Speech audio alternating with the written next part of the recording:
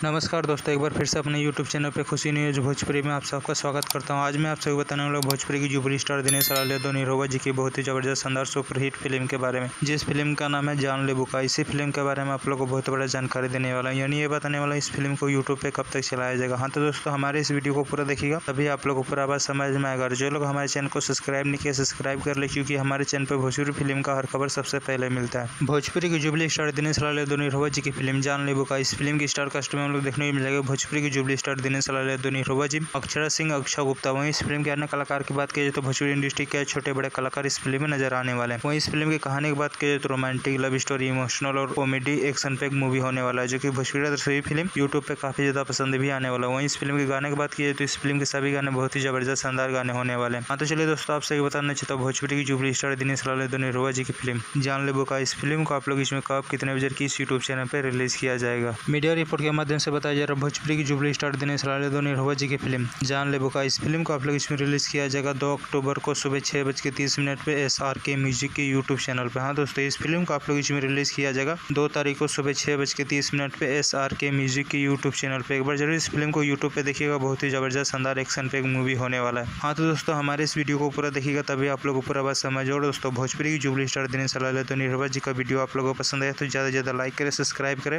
धन्यवाद दोस्तों। World premier में देखी जान ले बुका 2 अक्टूबर के सुबह 6:30 बजे सिर्फ SRK म्यूजिक यूट्यूब चैनल पर।